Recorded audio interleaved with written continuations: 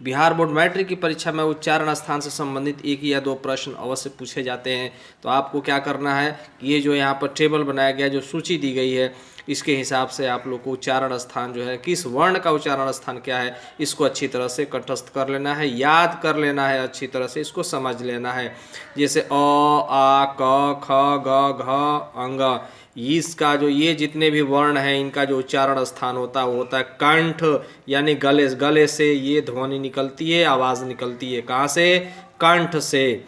ये छोटी बड़ी है च, छ, ज, झ, य और तलावे श, ये जो वर्ण है इनकी जो आवाज़ निकलती है, ध्वनि निकलती है, वो तालु से निकलती है। इसको अच्छी तरह से याद कर लेना है। तालु कहाँ से? तो तालु से इन वर्णों की आवाज़ ध्वनि निकलती है, तालु से।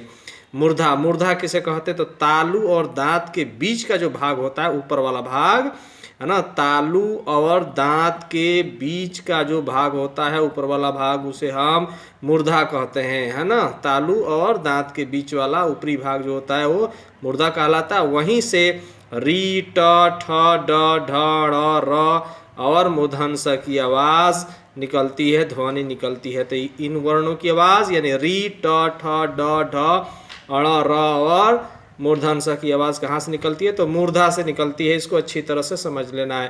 दंत से यानी त, थ, द, ध, न, ल और धन स, ये वाला स जो है, इसकी जो आवाज़ निकलती है, ध्वनि निकलती है, वो कहाँ से निकलती है? दंत यानी दांत से, दांत के पास से निकलती है। दांत के पास से ये इन वर्णों की आवाज़ निकलती है, ध्वनि निकलती है।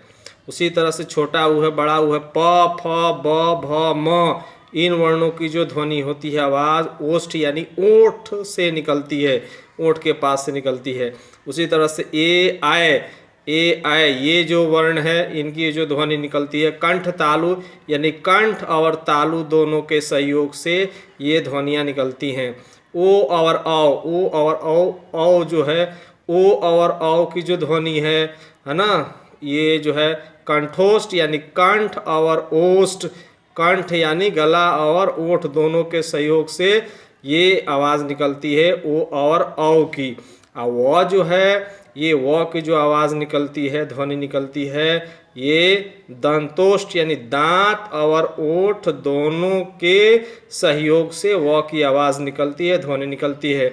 और ये आधा न जैसे आता है, चाहे आधा म, इसकी जो आवाज़ निकलती है वो नासिका से निकलती है। जैसे आप अच्छी तरह से इसको समझ लें, जैसे हम बोलते हैं संबंध, संबंध, तो स के बाद से आधा जो म आ रहा है ना, उसकी जो आवाज़ निकलती है वो नासिका से निकलती है, यही दिया गया है। तो पूरा न पूरा म नहीं है, ये आधा जो आवाज़ निकलती है, नाक से जो आवाज़ निकलती है, उसी को नासिका कहा जाता है ना। तो आधा न या आधा म या अंग की आवाज़ जो नाक से निकलती है वो नासिका हो गया।